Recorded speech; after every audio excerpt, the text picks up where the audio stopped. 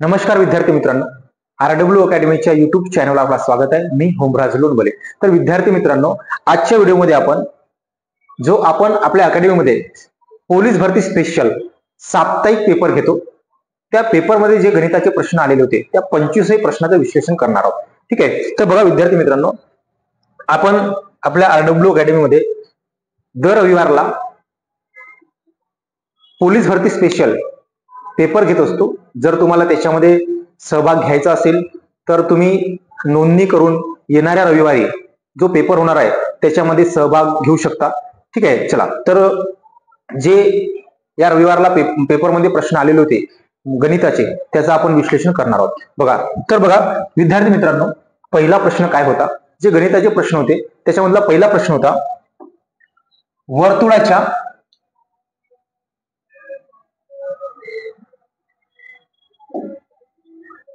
वर्तुळाच्या त्रिज्येची चौपट केली तर त्यांच्या क्षेत्रफळाची किती पट होईल? असा प्रश्न आहे की वर्तुळाचा जर त्रिज्या आहे त्याची जर 4 पट केली तर क्षेत्रफळामध्ये काय फरक पडेल? तर विद्यार्थी मित्रांनो बघा, वर्तुळाचा आणि क्षेत्रफळाचा काय संबंध, वर्तुळाच्या त्रिज्येचा आणि वर्तुळाच्या क्षेत्रफळाचा काय संबंध आहे हे जर आपल्याला समजलं तर हा प्रश्न एकदम सोपा आहे। बघा विद्यार्थी मित्रांनो, वर्तुळाची त्रिज्या, त्याचं क्षेत्रफळ, आणि परिघ, ठीक आहे, यांच्यामधील जो बदल जो होणार असतो त्याचा संबंध काय असतो लक्षात ठेवा। समजा वर्तुळाची त्रिज्या जर 2 पट वाढली, किती पट वाढली? दुप्पट वाढली, तर वर्तुळाचा क्षेत्रफळ हा 4 पट वाढतो आणि वर्तुळाचा परिघ हा दुप्पटच होतो। म्हणजे याचा अर्थ असा म्हणायचा आहे मला की वर्तुळाची त्रिज्या जर दुप्पट वाढली तर त्याचा क्षेत्रफळ हा त्याच्या स्क्वेअरपट वाढत असतो आणि परिघ हा तेवढाच वाढत असतो, दुप्पटच, बरोबर। तर आता काय म्हटलेलं आहे बघा प्रश्नामध्ये, वर्तुळाची त्रिज्या 4 पट वाढली, किती पट वाढली? 4 पट वाढली, म्हणजे त्याचा क्षेत्रफळ हा त्याच्या स्क्वेअरपट वाढेल, म्हणजे 4 चा स्क्वेअर किती? 16 पट, किती पट? 16 पट। अशा प्रकारे या प्रश्नाचं उत्तर असणार आहे ऑप्शन नंबर सी, 16 पट। ठीक आहे। हा पहिला प्रश्न होता। मी तुम्हाला एकदम व्यवस्थित हळूवाराने, एकदम जर तुमची तयारी कमी असेल तरी पण तुम्हाला समजेल अशा पद्धतीने सांगण्याचा प्रयत्न करणार आहोत। ठीक आहे। चला, तर त्याच्यानंतरचा प्रश्न बघा विद्यार्थी मित्रांनो, हा प्रश्न आहे की, चला बघा, 4,74,552 या संख्येचे घनमूळ काढायचे। काय काढायचे? घनमूळ। बघा घनमूळ काढताना काय करायचे? ह्या संख्येचे ग्रुप पाडायचे आहेत आणि ग्रुप पाडताना बघा विद्यार्थी मित्रांनो काय करायचंय, घनमूळ जरी काढायचं असेल तर 2 ग्रुप पाडायचे आणि 2 ग्रुप पाडताना काय करायचं तर उजवीकडून 3 अंकाचा एक ग्रुप पाडायचा आणि उरलेल्या अंकाचा एक ग्रुप पाडायचा। आता बघा 2 ग्रुप पाडले, 4, 7 आणि 4 हा एक ग्रुप झाला आणि 5, 5, 2 हा एक ग्रुप झाला।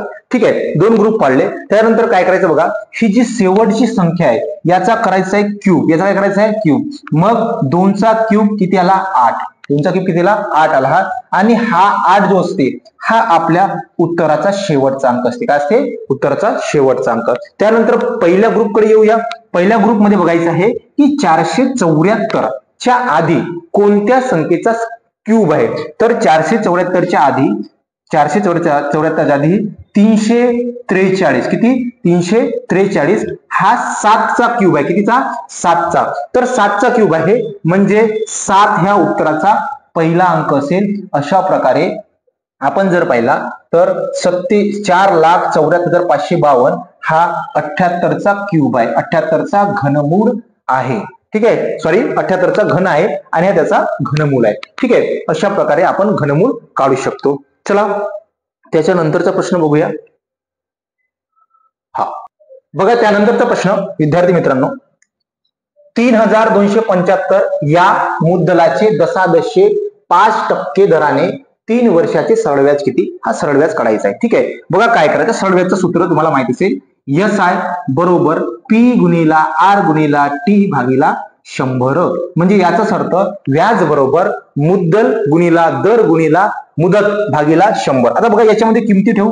हे बघा ही काय आहे? मुद्दल आहे 3,275 गुणिला दर आहे 5% आणि वेळ किती आहे? 3 वर्ष भागिला काय करणार? 100। याचं उत्तर काढायचं आहे. याचा गुणाकार करून घेऊ आधी. तुम्ही काटपीट पण करू शकता. आपण काटपीट खाली 2 शून्य असल्यामुळे आपण काटपीट करणार डायरेक्ट आधी गुणाकार करू. ठीक आहे बघा. आणि पॉईंट मध्ये पण ऑप्शन आहेत त्याच्यामुळे आपल्याला सोयीस्कर होईल. बघा विद्यार्थी मित्रांनो, 3 5 15, 15 5 75 5 हातचे 7, 15 7 105, 105 आणि 7 112, 112 2 हातचे किती उरले 11, 15 दुने 30 आणि 11 41 1 हातचे 4, 15 त्रिक 45 आणि 4 49.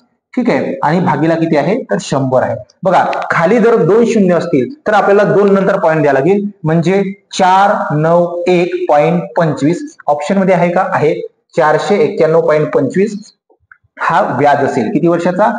या रकमेवर 5% दराने 3 वर्षाचा व्याज किती आहे तर 4,491.25. ठीक आहे. अशा प्रकारे आपण सूत्राच्या सहाय्याने तुम्ही सरळ व्याज काढू शकता. ओके चला त्यानंतरचा बघा. त्यानंतरचा प्रश्न पाहूया. नंतरचा प्रश्न बघा विद्यार्थी मित्रांनो काय आहे. हा बघा हा प्रश्न आहे. अशी लहानात लहान संख्या कोणती की जिच्यात 5 मिळवले असता 20 25 30 या संख्येने निःशेष भाग जाईल म्हणजे पूर्ण भाग जाईल. बघा अशा प्रकारे जर प्रश्न सोडवायचा असेल तर यांचा काढायचा आहे लसावी. काय काढायचा आहे? लसावी काढायचा असेल तर बघा 20 25 आणि 30 लिहून घेऊ. लसावी काढण्यासाठी बघा 5चा भाग देऊ शकतो. बघा 5 5 20, 5 5 25, 5 छक 30. ठीक आहे. भाग दिला. पुन्हा बघा जर भाग द्यायचा असेल तर पुन्हा 2चा भाग जाईल 2, बेदुने 4.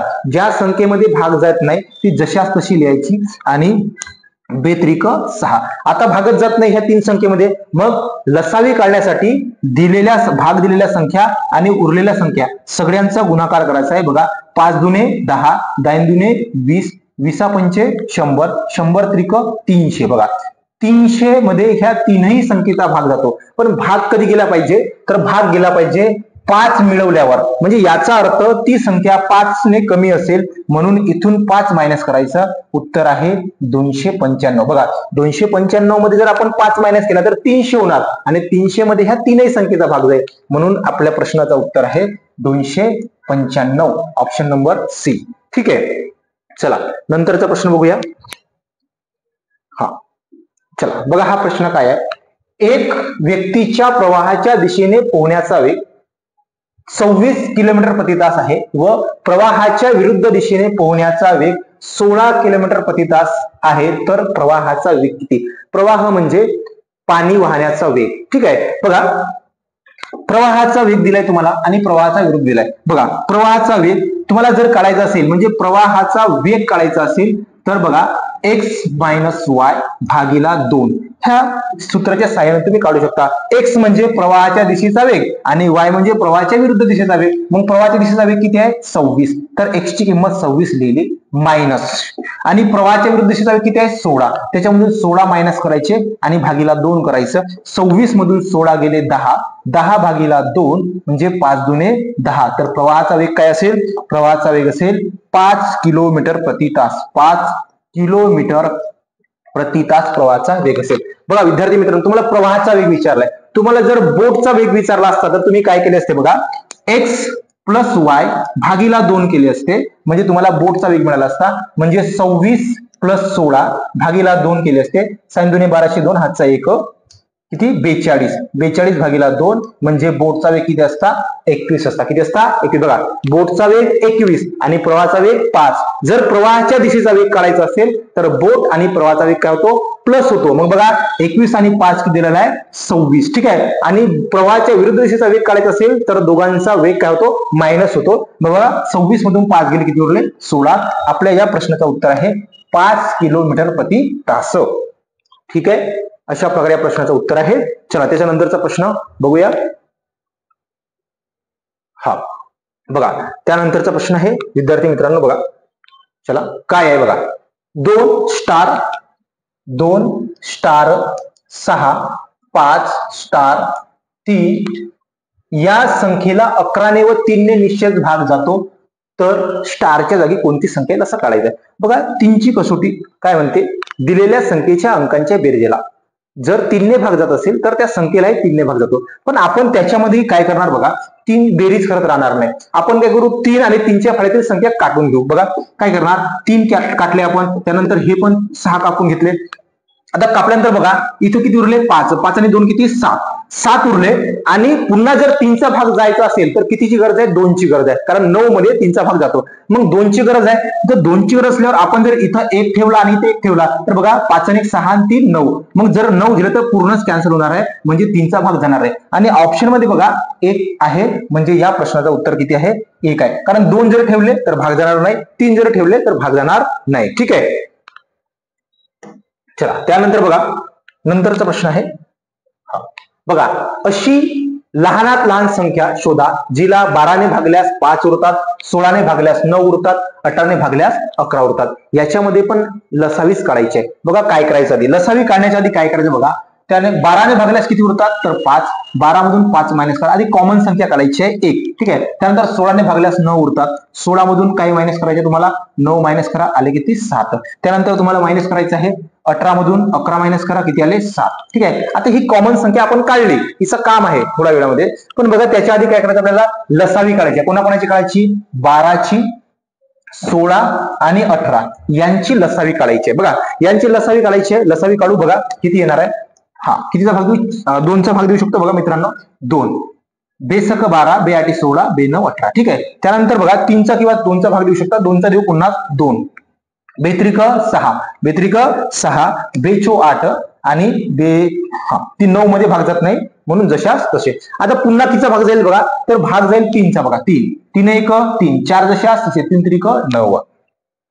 आता याच्यामध्ये भाग जात नाही, मग लसावी काढण्यासाठी आपण ज्या ज्या संख्येने भाग दिले त्या त्या संख्या आणि उर्वरित संख्येची काय करतो आपण, गुणाकार करतो. बघा मग बेदुने 4, 4 त्रिक 12 आणि 4 त्रिक 12, 12 गुणिला 12, 12चा स्क्वेअर किती आहे, 144. 144 स्क्वेअर आहे, बरोबर ना. म्हणजे याचा अर्थ याचा उत्तर आलेला आहे 144. किती आला, 144. बघा या तीनही संख्येचा 144 मध्ये भाग जातो, पण आपण जी कॉमन संख्या काढली होती 1 सगळ्यांसाठी, ती हिच्यामधून मायनस करायची आहे. म्हणजे आपल्या प्रश्नाचं उत्तर असणार आहे 136. बघा 136. जर तुम्ही 136 मध्ये 12चा भाग दिले तर 5 उरतील, 16चा भाग दिले 136 मध्ये 9 उरतील आणि 18चा भाग दिले तर 11 उरतील. ही संख्या असणार आहे 136. ऑप्शन आहे 2B. ठीक आहे. अशा प्रकारे या प्रश्नाचा उत्तर आहे, लसावी मसावी. ठीक आहे. आणि पोलीस भरतीमध्ये लसावी आणि मसावी याच्यावरील बरेच प्रश्न तुम्हाला विचारले जातात. तसेच लसावी आणि मसावी बाकीच्याही जर तुम्हाला गोष्टीच्या म्हणजे बाकीचेही प्रश्न जर सोडवायचे असतील त्याच्यामध्ये पण खूप कामात येतो. ठीक आहे. चला त्यानंतरचा प्रश्न बघा, एका वर्गातील 28 मुलांची सरासरी वय 14 वर्ष आहे. त्यातील वर्ग शिक्षकासह सरासरी 1.5 वर्षांनी वाढते, तर वर्ग शिक्षकाचे वय किती. बघा विद्यार्थी मित्रांनो, एकदम जबरदस्त आणि सटीक ट्रिक सांगणार मी तुम्हाला. याच्यामध्ये तुम्हाला कॅल्क्युलेशन करण्याची गरज नाही, गुणाकार भागाकार जास्त करण्याची गरज नाही. लक्ष द्या, एकदम व्यवस्थित तुम्हाला लक्ष द्यायचं आहे आणि ही ट्रिक एकदम जबरदस्त आहे. ठीक आहे. लक्ष द्या काय करायचं बघा. 28 मुलांची सरासरी किती आहे, तर 28 मुलांची सरासरी आहे 14. ठीक आहे. ठीक, इकडे बघा काय लिहिले आपण, विद्यार्थी लिहिले आणि इकडे त्यांची सरासरी लिहिली. त्यानंतर बघा त्याच्यामध्ये वर्ग शिक्षकाला म्हणजे आता किती झाले, 29 झाले. किती झाले, 29. आणि सरासरी कितीने वाढली, 1.5 ने वाढली. कितीने वाढली, तर 1.5 ने वाढली. म्हणजे आधी किती होती, 14, 1.5 ने वाढली म्हणजे किती झाली, 15.5 झाली. किती झाली, 15.5 लिहून घेतला. ठीक आहे. त्याच्यानंतर काय करायचं, लक्ष द्या. याच्यामधला फरक किती आहे, तर 1.5. किती आहे, 1.5. आणि याच्यामधला फरक किती आहे, तर 1चा फरक आहे प्लस, आणि हा काय आहे, प्लस आहे. ठीक आहे. आता काय करायचं, लक्ष द्या. एकदम डायरेक्ट उत्तर निघणार.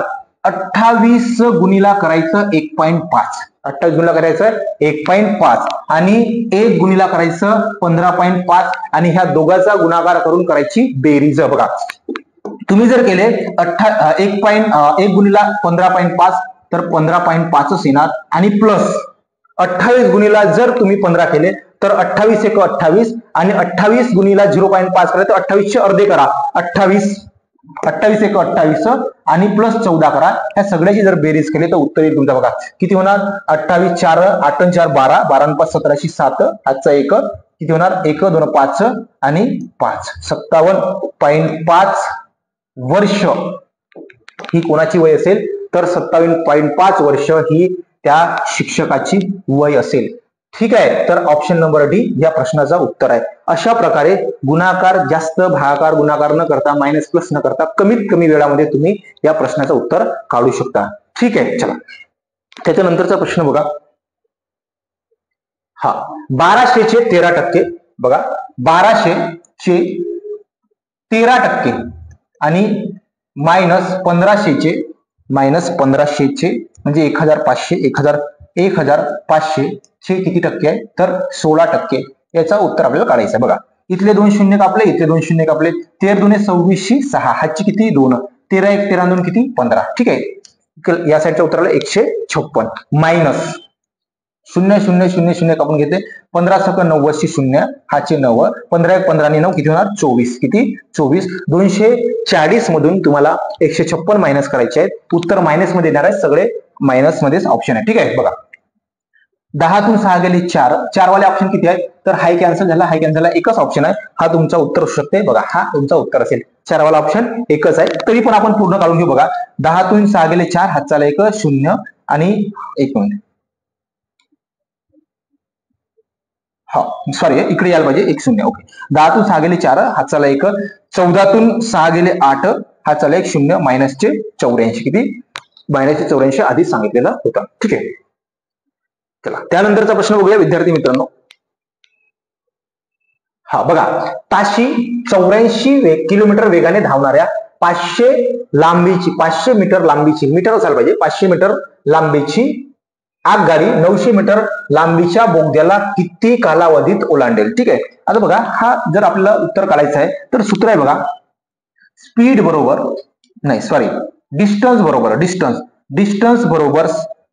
बरोबर स्पीड इंटू टाइम, म्हणजे अंतर बरोबर वेग गुणिला वेळ. या सूत्राच्या सहाय्याने आपण याचं उत्तर काढू शकतो. मग बघा अंतर नेहमी काय होत असतो, प्लस होतो, अंतर नेहमी प्लस. मग बघा अंतर नेहमी प्लस होणार, तर हे किती आहे 500 मीटर, हा 500 मीटर आणि हा 900 मीटर, म्हणजे झाला किती 1400 मीटर. किती मीटर 1400 मीटर, 1400 मीटर बरोबर स्पीड कितीची आहे तर 84 किलोमीटर प्रति तास आणि टाइम काढायचा आहे. बघा विद्यार्थी मित्रांनो, जर डिस्टन्स मीटर मध्ये आहे तर स्पीड ही मीटर सेकंड मध्ये असायला पाहिजे, पण ही कशामध्ये आहे तर ती आहे किलोमीटर मध्ये. मग तिला बदलवा लागेल आपल्याला.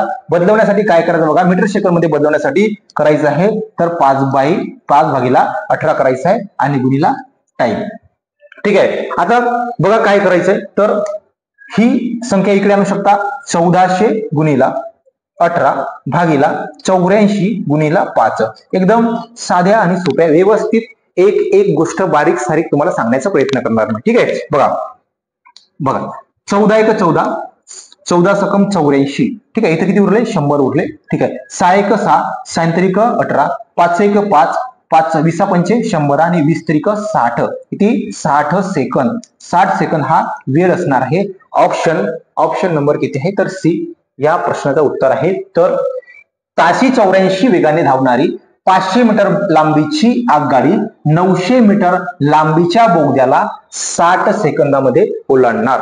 ठीक आहे, हा सूत्राच्या सहाय्याने तुम्हाला काढायचा आहे. त्याच्यानंतर बघा त्यानंतरचा प्रश्न आहे, हा एका चौरसाची बाजू 8.8 सेंटीमीटर लांबीची आहे, तर त्या चौरसाचे क्षेत्रफळ किती. चौरसाचे क्षेत्रफळ काढायचं आहे आपल्याला. बघा चौरसाचे क्षेत्रफळ काढण्याचं सूत्र आहे बाजूचा वर्ग. काय आहे तर बाजूचा वर्ग.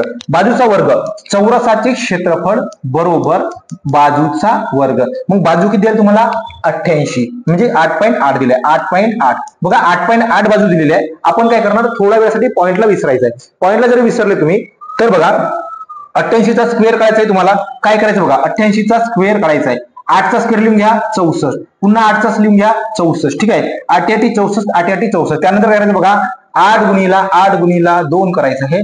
बघा 8 दुने 16 आणि 16 8 किती होतात बघा 8 दुने 16. बघा ठीक आहे, हा 16 8 128. ठीक आहे, 16 8 128 हे लिहून घेतलं. बघा 8 दुने 16 आणि 16 8 128. त्याच्या समोर एक्स्ट्राचं लिहायचे तुम्हाला 0 आणि नंतर या साईडची संख्या आणि या साईडची संख्या यांचा करायचे तुम्हाला बेरीज 200. हा 1280. बघा 4 8 आणि 7 14, 4 हातचाला 1, 4 आणि 3 7 आणि 7. ठीक आहे, बघा याचा उत्तर आला 77 74. पण बघा पॉईंट होता याच्यामध्ये. तर जर तुम्ही त्याचा स्क्वेअर करत असाल तर पॉईंट हा एक अंकाचं अंतर असेल तर 2 अंकांतर जातो. म्हणजे याचा उत्तर असणार आहे, इथं पॉईंट घ्या, 77.44. 77.44 हा या प्रश्नाचा उत्तर आहे. हा सेंटीमीटर स्क्वेअर. ठीक आहे. अशा प्रकारे या प्रश्नाचं उत्तर सांग. तुम्हाला आपण जर पाहिलं तर पोलीस भरतीच्या पेपरमध्ये बऱ्यापैकी आपल्याला क्षेत्रफळ, घनफळ याच्यावरले प्रश्न येतात. तुम्हाला त्रिकोण, आयात व त्यानंतर चौरस आहे. चौकोनाचे 3 प्रकार असतात, त्रिकोणाचे 3 प्रकार असतात, त्यानंतर शंकू आहे, त्यानंतर आहे सिलेंडर. अशा प्रकारे सगळे जे आहेत ते तुम्हाला लक्षात ठेवा. त्याच्यामध्ये तुम्ही जास्तीत जास्त सूत्र पाठ ठेवा. सूत्र जर पाठ असले तर तुम्हाला ते प्रश्न सोपे जातील. ठीक आहे. म्हणजे एक भूमिती जो विषय आहे त्या भूमिती विषयाचे 2-3 प्रश्न आपल्याला प्रत्येक पेपरमध्ये पाहायला मिळतात. ठीक आहे. आणि पोलीस भरतीमध्ये एक प्रश्न खूप महत्वाचा आहे, कारण की कट ऑफ खूप जास्त जात असतो. त्यानंतर बघा विद्यार्थी मित्रांनो, नंतरचा प्रश्न हा बघा, पुणेला गेलेल्या 25 लोकांना एकूण खर्च 7,575 रुपयाला. किती आला? 7,575 रुपयाला. तर प्रत्येक व्यक्तीला खर्च किती? प्रत्येक व्यक्तीचा खर्च काढायचा असेल तर आपण काय करणार, त्या जेवढे व्यक्ती आहेत एकूण व्यक्तीने एकूण खर्चाला भाग देऊ. उत्तर येईल बघा, 25 एक 25, 25 त्रिक 75, 25 त्रिक 75. ठीक आहे. आता बघा 25 त्रिक 75 भागीला 25 शून्य शून्य आणि 25 त्रिक 75. तर पुणेला जाणाऱ्या प्रत्येक व्यक्तीचा खर्च किती असायला पाहिजे? तर 303 रुपये. ठीक आहे. चला, हा साधा आणि सोपा प्रश्न होता, त्याला जास्त वेळ लागणार नाही आणि प्रत्येकाचा बरोबरच आला असेल. ठीक आहे. त्यानंतर बघा, हा एका वस्तूची खरेदी किंमत 2,500 रुपये व विक्री किंमत 2,000 रुपये आहे. तर या व्यवहारातील शेकडा नफा किंवा तोटा किती? ठीक आहे. बघा, शेकडा नफा किंवा तोटा काढायचा. बघा विद्यार्थी मित्रांनो, एखाद्या वस्तूची खरेदी किंमत म्हणजे 100% असते. किती असते? 100%. बघा, मग 2,500 म्हणजे याला पकडायचं आपल्याला 100%. किती आहे? 100%. मग ती विकलेली आहे 2,000 रुपयाला. मग 2,000 म्हणजे किती? 2,000 म्हणजे किती? अशा प्रकारे त्याचं आपण उत्तर काढू शकतो. एखाद्या वस्तूची मूळ किंमत, खरेदी किंमत म्हणजे 100% असते. ठीक आहे. बघा आता काय करणार, तिरपा गुणाकार करू. 2,000 किती? 2,000 गुणिला 100 आणि भागीला करणार आपण 2,500. ठीक आहे. 0 0 0 0 कापून घेतला. बघा 25 एक 25, 25 आता 200 आणि 0 किती आहे? 80. ठीक आहे. आता बघा हे किंमत आहे 80%. किती टक्के आहे? 80%. बघा, जर 2,500 ही 100% असेल आणि 2,000 ही 80% असेल म्हणजे याचा अर्थ 100हून 20% कमी झाली. याचा अर्थ तोटा झाला, 20% तोटा झाला. बघा, जर 100पेक्षा जास्त झाली असती तर नफा झाला असता. 100पेक्षा कमी झाले म्हणून काय झालेला आहे? तोटा झालेला आहे. 20% तोटा. या प्रश्नाचं उत्तर आहे 20% तोटा. 20% तोटा. हा, इथं नफा लिहिलेला आहे. 1 मिनिट. 20% तोटा. 1 मिनिट. ऑप्शन काय होता मला बघू द्या थोडं. 1 मिनिट. 20% तोटा. हा, ऑप्शन नंबर 4 वर 20% तोटा होता. इथं तोटा असायला पाहिजे थोडी. ठीक आहे. तोटा. हा, ऑप्शन नंबर डी या प्रश्नाचा उत्तर होता 20% तोटा. चला, त्याच्यानंतरचा प्रश्न बघा, एका प्राणी संग्रहालयातील मोर व हरणीची डोक्यांची एकूण संख्या 30 आहे.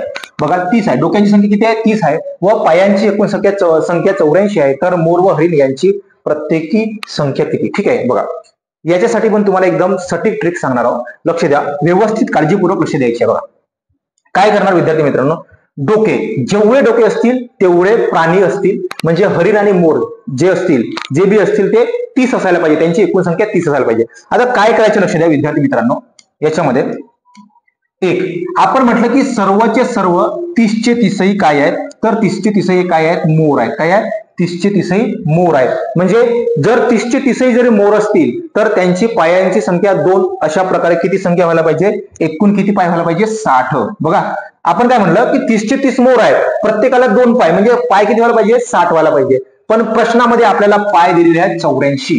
पाय दिलेले आहेत 84. मग 84 मधून 60 मायनस करू. उरले किती? तर 24. किती उरले? 24 उरले. किती उरले? 24. ठीक आहे. तर बघा, उरले 24. आणि हे 24 कशामुळे उरले? कारण आपण हरणाचे पाय किती पकडले होते? 2. मग हरणाचे पाय 2 पकडल्यामुळे जे 4 पायवाले होते त्याचे 2 पाय पकडले, म्हणून किती उरले? 24. मग अशा किती हरणाचे पाय 2 पकडले म्हणून भागीला काय करायचं? 2 करायचा. बे एक बे, 12 दुने 24. तर अशा 12 हरणाचे पाय आपण काय पकडले? तर 2 पकडले, म्हणून याच्यामध्ये हरिण किती असायला पाहिजे? हरिण असायला पाहिजे 12, आणि एकूण किती आहेत? 30 आहेत. मग हरिण 12 असतील तर 18 काय असायला पाहिजे? मोर असायला पाहिजे. 18 काय असायला पाहिजे? मोर. अशा प्रकारे आपण त्यांची संख्या काढू शकतो. मग 18 मोर, आणि बघा इथं प्रश्न दिला आधी मोर आणि हरिण किती, म्हणजे मोर किती आहेत? 18, म्हणजे ऑप्शन नंबर बघा इथं कधी कधी आपली गडबड होते, आपण घाईघाईमध्ये हा जो आहे मोर आणि हरिण शब्द न वाचता आपण तो मारू शकतो. काळजीपूर्वक सिली मिस्टेक जो आपण म्हणतो ते झाली नाही पाहिजे, कारण एक चुकी हे आपल्याला नोकरीपासून दूर ठेवू शकते. म्हणून काळजीपूर्वक आपल्याला तो ऑप्शन निवडायचा आहे. हा असेल ऑप्शन. बघा मोर आधी म्हटलेलं आहे म्हणजे मोरांची संख्या आधी असायला पाहिजे. हरिण नंतर म्हणलंय म्हणजे हरणीची संख्या नंतर असायला पाहिजे. बघा इथं हरणीची संख्या आधी दिल्या, मोराची संख्या नंतर दिल्या, हा चुकीचा आहे. ठीक आहे. हे बऱ्याचशा मुला घाईघाईमध्ये आपण ही संख्या दोन्ही दिसल्या आपल्याला तर इथं पटकन ते गोल रंगवून घेतो. तर काळजी घ्यायची आहे. पेपर जेव्हा सोडत असतो तर गोल रंगवताना काळजी घ्यायची आहे. हे आपल्याला जाणून बुजून आपल्या हातून चुका होण्यासाठी अशा प्रकारचे ऑप्शन ठेवलेले असतात. ठीक आहे. चला त्याच्यानंतरचा प्रश्न, हा बघा त्यानंतरचा प्रश्न आहे, एका व्यवहारात 7200 नफा अनुक्रमे ए बी सी यांना 2:3:4 या प्रमाणात वाटल्यास बी चा नफा काढायचा आहे. बघा विद्यार्थी मित्रांनो, ए बी सी चा नफा काढायचा आहे 2:A-B-C. बघा ए बी सी यांना किती रेशो, तर 2:3:4 या गुणोत्तरामध्ये नफा वाटलेला आहे 7200. बघा एकूण पैसे आहेत हे, मग आपण काय करणार? रेशोची बेरीज करा. रेशोची जर बेरीज केल्या तर 2 आणि 3 5, 5 आणि 4 किती? 9, आणि 9 रेशो म्हणजे किती आहे? 72. 9 रेशो म्हणजे 72, तर 9 1 9, 9 8 72, 1 रेशो म्हणजे किती? 800. 1 रेशो म्हणजे किती? तर 800. 1 रेशो म्हणजे 800. तर आपल्याला कोणाची किंमत काढायची आहे? तर बी ची किंमत काढायची आहे. तर 1 रेशो म्हणजे 800, बी ची रेशो आहे 3 गुणिला 3 करा, 8 त्रिक 2400. किती होणार? 8 त्रिक 2400 या प्रश्नाचं उत्तर आहे. ठीक आहे. बघा अशा प्रकारे या प्रश्नाचं उत्तर आहे 2400.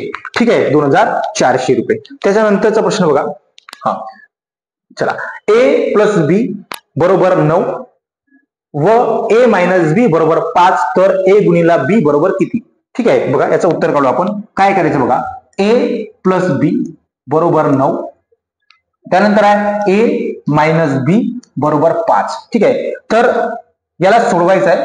ठीक आहे. बघा इथे मायनस आहे म्हणून आपण त्याला आपल्याला काय करायचं आहे? प्लस करायचं आहे. बघा मायनस बी प्लस बी कॅन्सल झाला. बघा ए प्लस ए म्हणजे 2a बरोबर 5 आणि 4 किती झाले? 5 आणि 9 किती झाले? तर 14 झाले. ठीक आहे. ए ची किंमत काढायची आहे, तर बे 1 बे, बे 7 14. ए ची किंमत किती आली? तर 7 आली. जर ए ची किंमत 7 आली आणि ए प्लस बी जर 9 असेल तर बी ची किंमत किती असायला पाहिजे? तर बी ची किंमत असायला पाहिजे 2. मग बी ची किंमत 2 आहे, तर बघा ए आहे ए गुणिला बी, ए गुणिला बी, तर 7 गुणिला 2 बरोबर किती व्हायला पाहिजे? 14 व्हायला पाहिजे. ठीक आहे. अशा प्रकारे या प्रश्नाचं उत्तर आहे 14. ठीक आहे. चला या प्रश्नाचं उत्तर पण काढलेलं आहे ऑप्शन नंबर सी. त्याच्यानंतरचा प्रश्न बघूया. बघा 64009 म्हणजे 64,009 या संख्येचे वर्गमूळ काढायचे. काय काढायचे? वर्गमूळ काढायचंय. बघा विद्यार्थी मित्रांनो काय करायचं, आपण याच्या आधी घनमूळ पण काढलेलं आहे, आता वर्गमूळ काढायचंय. वर्गमूळ काढताना काय करायचं? सेम तसंच करायचंय, पण गट पाडताना याच्यामध्ये फक्त उजवीकडून 2 अंकाचा एक गट पाडायचा आहे आणि डावीकडे उरलेल्या पूर्ण संख्यांचा एक गट पाडायचा आहे. आता त्याच्यानंतर बघा विद्यार्थी मित्रांनो काय करायचंय, 9 हा अंक 1 ते 10च्या कोणत्या कोणत्या अंकाच्या वर्गाच्या एक स्थान येतो? तर 3च्या आणि 7च्या. मग आपण लिहून ठेवणार 3 आणि 7. 3 आणि 7 हे जे आपण लिहून ठेवले आहे ना, याच्यापैकी आपल्या उत्तराचा एक अंक असतो, पण कोणता असतो ते नंतर समजणार आहे. ठीक आहे. बघा त्यानंतर काय करायचं बघा, 640 च्या आधीचा जो स्क्वेअर असेल तर तो 625 आहे. कोणता आहे? 625. आणि त्याच्यानंतरचा आहे 676. ठीक आहे. बघा 625 हा 25 चा स्क्वेअर आहे आणि त्याच्यानंतर आहे 676 हा 26 चा स्क्वेअर आहे. ठीक आहे.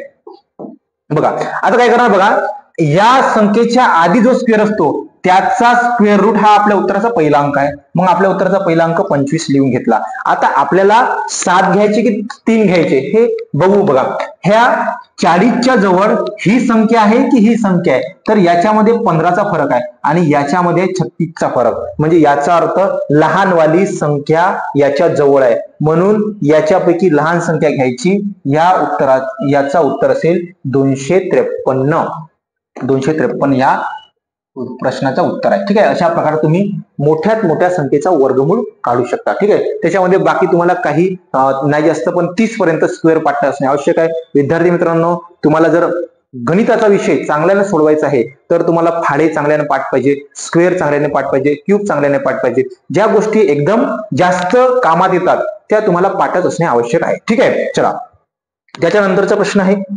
हा बघा, 9 मांजर 9 उंदीर 9 मिनिटात खातात, तर 5 मांजर 5 उंदीर किती वेळात खातील? बघा, कधी कधी आपल्याला असं वाटते की हे एकदम साधा आणि सोपा प्रश्न आहे आणि खूप बरेचसे मुलं काय करतात, घाईघाईमध्ये 9 मांजर 9 उंदीर 9 मिनिटात खातात, तर 5 मांजर 5 उंदीर 5 मिनिटात खातील असा ऑप्शन पहिलाच टिक करतात आणि तुमचा 1 मार्क कसा कमी होईल याच्यासाठी जाळा विणलेला असते विद्यार्थी मित्रांनो. म्हणून जरा प्रश्न सोडवताना व्यवस्थित वाचायचं आहे आणि व्यवस्थित विचार करून सोडवायचा आहे.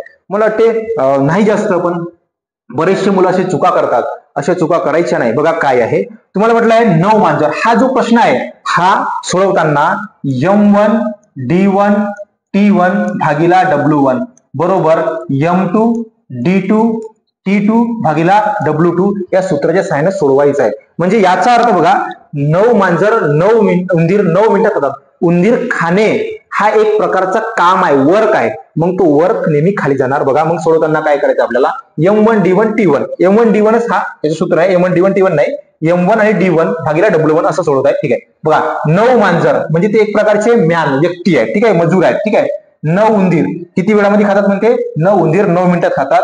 9 गुणिला 9 आणि भागीला काय करणार 9. ठीक आहे, 9 मांजर 9 मिनिटात 9 उंदीर खातात म्हणजे काम त्यांच्या खाली येणार आहे. बरोबर, ठीक आहे, बरोबर. M1 D1 T1 नाही, M1 फक्त D1, M1 आणि D1. ठीक आहे, ओके. चला मग 5 मांजर 5 उंदीर, बघा 5 मांजर आणि 5 उंदीर किती वेळामध्ये खातील म्हणजे एक्स लिहू इथं. बघा, हे 5 या वेळा गुणाकारात जाणार, हे 5 खाली येणार. बघा, मग 9 गुणिला खालचे 5 वर गेले आणि वरचे 5 याच्या सोबत आले, 9 गुणिला 5. काटपीट करू. बघा, 5 कॅन्सल, 9 कॅन्सल, उरला किती तर 9 मिनिट. किती मिनिट, 9 मिनिट. अशा प्रकारे उत्तर असणार आहे विद्यार्थी मित्रांनो, 9 मिनिट.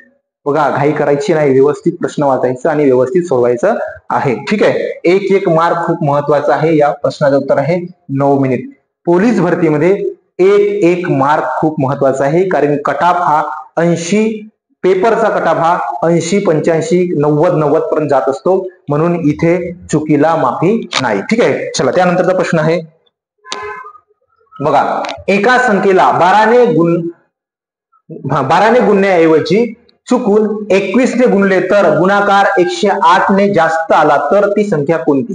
ठीक आहे, बघा चुकून म्हणजे 21 ने गुणायला पाहिजे होता, त्याला कितीने गुणले, 12 ने गुणले. बघा, तर चुकून काय उत्तराला 108 ने जास्त आला. म्हणजे बघा, यांच्यामधला फरक काढायचा सर. किती आहे फरक, जर 21 आणि 12 मधला फरक आहे 9 आणि 9 मुळे उत्तर किती आला, 108 जास्त आला. म्हणजे 9 1 9, 12 9 108, 1 ची किंमत किती आली तर 12 आली. म्हणजे याचा अर्थ ती संख्या कोणती आहे तर ती संख्या आहे 12.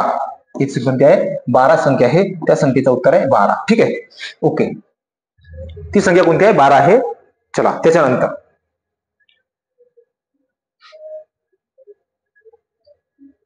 बघा, जर x चे 65% बरोबर y चे 13% असेल तर y बरोबर 2000, तर x ची किंमत काढायची. बघा विद्यार्थी मित्रांनो, काय करायचं, x चे 65% बरोबर y चे 13% बरोबर असा दिलेला आहे. तर याच्यामध्ये बघा, जर आपण पर्सेंट कॅन्सल केला तर आपण रेशो काढू शकतो.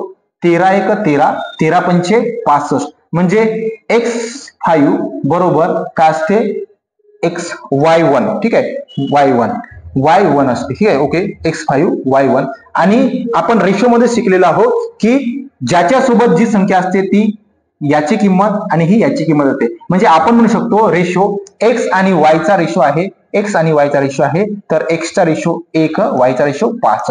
ठीक आहे, मग तुम्हाला दिलेला आहे y म्हणजे 2000, म्हणजे 5 ची किंमत 2000 दिली आहे. 5 ची किंमत किती आहे, 5 ची किंमत 2000.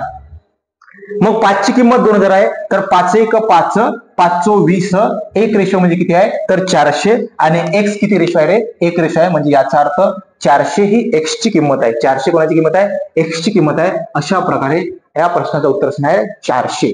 ठीक आहे. चला त्याच्यानंतरचा प्रश्न बघूया आपण.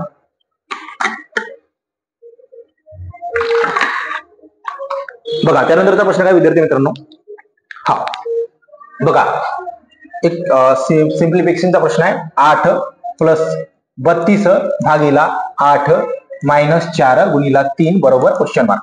बघा बॉडमास रूल नुसार आपण आधी डिवाइड म्हणजे भागाकार सोडत असतो. बघा 8 1 8, 8 4 32, मग 8 प्लस 4 मायनस 4 3 12 बरोबर क्वेश्चन मार्क. बघा 8 आणि 4 12, 12 मायनस 12 बरोबर किती असते 0. या प्रश्नाचं उत्तर आहे 0. ठीक आहे. अशा प्रकारचा प्रश्न जर आला तर आपल्याला बोनस मार्क आहे. ह्या प्रकारचा प्रश्न आपल्याला नक्की 1 मार्क देऊन जाणार आहे. ठीक आहे. चला त्यानंतरचा प्रश्न बघूया. बघा 76चा शेकडा 20% किती, 76चा शेकडा 20%. बघा 76चा शेकडा 20, शेकडा 20% म्हणजे 20% म्हणजे 1 बाय किती तर 1/5 किती 1/5, 20% म्हणजे किती 1/5. चला सोडू. 5 1 5, तर बघा किती उरले 7 मधून 5 गेले 2 उरले, 5 5 25, 5 5 25, 26 मधून 25 गेले 1 उरला, आणि 5 दुने 10, तर किती 15.2. 15.2 आहे ऑप्शन मध्ये. ठीक आहे. 76चे 20% म्हणजे 15.2 या प्रश्नाचं उत्तर आहे. ठीक आहे. तुम्हाला टक्के काढता आले पाहिजे. चला त्यानंतरचा प्रश्न बघा.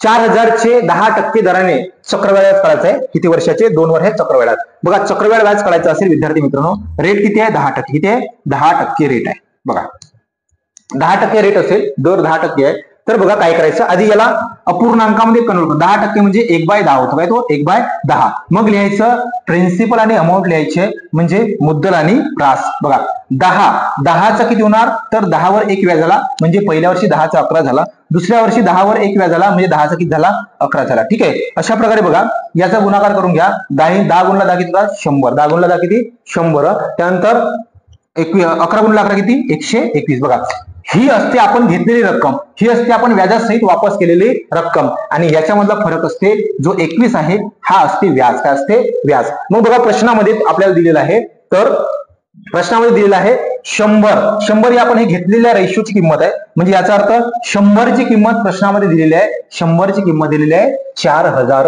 100ची किंमत 4000. 100ची किंमत किती आहे 4000. मग आपल्याला व्याज काढायचं आहे म्हणजे 21ची किंमत काढायची आहे. बघा विद्यार्थी मित्रांनो 100च्या समोर बघा 0 0 0 0 कॅन्सल, 1 ची किंमत 40 आली, मग 1 ची किंमत 40 तर 21 ची किती म्हणून गुणिला काय करायचं आहे 40. हा 0 लिहून घ्या. 4 1 4 आणि 4 2 8, 840. ह्या 2 वर्षाचा व्याज 4000 वर किती असणार आहे 840 रुपये या रकमेवर व्याज असणार आहे 2 वर्षाचा.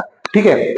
चक्रवाढ व्याज हा तुम्ही रेशो मेथडने एकदम लवकर काढू शकता आणि तुम्हाला सोपा पण वाटेल. ठीक आहे. चला त्याच्यानंतरचा प्रश्न आहे, काही 2-3 प्रश्न राहिले शेवटचे. ओके. हा बघा 200 कोटी म्हणजे 2 वर किती शून्य असणार. बघा 200 कोटी आपण लिहिणार बघा एकक, दशक, शतक, हजार, 10,000, लाख, 10 लाख, कोटी, 10 कोटी. ठीक आहे. आणि हे 200 कोटी म्हणजे बघा हे झाले कोटी. ठीक आहे. आणि बघा एकक, दशक, शतक, हजार, 10,000, लाख, 10 लाख, आणि हे कोटी म्हणजे 200 कोटी. आता शून्य मोजू ना, 1 2 3 4 5 6 7 8 9, 9 शून्य म्हणजे ऑप्शन नंबर काय आहे 9. 200 कोटीवर किती शून्य असायला पाहिजे तर 9 शून्य असायला पाहिजे. ठीक आहे. चला त्याच्यानंतरचा प्रश्न आहे, चला शेवटचा प्रश्न या सिरीज मधील जे आपण टेस्ट सिरीज सुरू केलेली आहे स्पेशल पोलीस भरती, याच्यामधील शेवटचा प्रश्न आहे. बघा तर हा काय आहे बघा, ए चे उत्पन्न बी च्या उत्पन्नापेक्षा 12% जास्त आहे. बघा ए चे उत्पन्न बी च्या उत्पन्नापेक्षा 12% जास्त असेल तर ए 100 असेल तर बी असायला पाहिजे 112. ठीक आहे. तर काय म्हणते मग, तर बी चे उत्पन्न ए च्या उत्पन्नापेक्षा किती कमी आहे तर 12 कमी आहे. बघा 12 कमी आहे. मग काय करायचं आपल्याला 112 वर 12 गुणला काय करायचंय 100 टक्क्यामध्ये काढायचे, तर अशा प्रकारे काढायचं. ठीक आहे. चला भाग देऊ. बघा जर आपण भाग दिला तर 4चा भाग देऊ शकतो का 3चा. ठीक आहे. 12. 2चा भाग देऊ आधी. बेसक 12, बेसक 12, बेपंचे 10, बेपंचे 10 आणि बेसक 12. ठीक आहे, पुन्हा भाग देऊया आपण. पुन्हा भाग देऊ शकतो. कितीचा भाग देऊ शकतो बघा? 14 नाही. ठीक आहे, 2चाच भाग देऊ. बेत्रिक 6, बेत्रिक 6 आणि 28. किती? 28. म्हणजे दोन गुणला किती? 28 तर 56. त्यानंतर बघा पुन्हा भाग देऊ शकतो. बघा 14 दुने 28. सॉरी 4चा भाग देऊ. 4चा 4 7 28, 4 7 28 आणि 25 किती होतात? तर 25 100. बघा 25 त्रिक 75 भागीला 7, 75 भागीला 7 जर केले तर 7 1 7, 7 0 0, 7 1 7, 7 0 0 असा ऑप्शन कोणता आहे? 10 नंतर एकच ऑप्शन आहे. हा या प्रश्नाचं उत्तर असायला पाहिजे 7 0 0. त्यानंतर 7 7 49, 7 7 49 अशा प्रकारे त्या प्रश्नाचं उत्तर असणार आहे. ठीक आहे, तर बघा विद्यार्थी मित्रांनो, अशा प्रकारे आपण पूर्णच्या पूर्ण जे 25 प्रश्न आहेत त्या 25 प्रश्नाचं विश्लेषण इथं करण्याचा प्रयत्न केलेला आहे. ठीक आहे, तर प्रत्येक जी आपण टेस्ट घेणार आहोत, दर संडेला जी टेस्ट घेणार आहोत त्या टेस्ट मधील आपण पूर्ण प्रश्नाचं विश्लेषण आपण युट्यूबच्या माध्यमातून तुमच्यापर्यंत पोहोचवणार आहोत. तुम्हाला जर काही अडचणी आल्या तर तुम्ही या व्हिडिओच्या माध्यमातून आपली अडचण दूर करू शकता. तुम्हाला जर पेपरची टेस्ट म्हणजे टेस्ट सिरीज लावायची असेल तर तुम्ही अकॅडमीशी संपर्क साधू शकता. तसेच तुम्हाला हे व्हिडिओ बघायचे असतील, तशाच प्रकारचे बाकीचे नवनवीन व्हिडिओ बघायचे असतील तर तुम्ही जर आमच्या RW अकॅडमीच्या युट्यूब चॅनलला जर सबस्क्राईब केलं नसेल तर सबस्क्राईब करा. जर हा व्हिडिओ आवडला असेल तर लाईक करा आणि जास्तीत जास्त स्टुडंट पर्यंत शेअर करा. ठीक आहे, येणारी पोलीस भरती ही खूप मोठी भरती आहे. 15,631 पदांची पोलीस भरती होणार आहे. त्याचा GR पण निघलेला आहे आणि काही दिवसामध्ये त्याची ऍड येणार आहे. तुम्हाला कोणत्या दिवशीपासून कोणत्या दिवशीपर्यंत फॉर्म भरायचा आहे याच्याबद्दलची पूर्ण माहिती येणार आहे. विद्यार्थी मित्रांनो, हा वर्ष हा तुम्हाला वर्दी देणारा वर्ष आहे. हा वर्ष तुमच्यासाठी सुवर्ण संधी असलेला वर्ष आहे. तर जोमाने आणि जोसाने तयारी करा आणि या वर्षी आपल्या अंगावर वर्दी घ्या. ठीक आहे, चला तर भेटू पुढच्या व्हिडिओमध्ये पुढच्या पेपरचं विश्लेषण घेऊन. विद्यार्थी मित्रांनो, चला नमस्कार, भेटूया पुढच्या व्हिडिओमध्ये. धन्यवाद.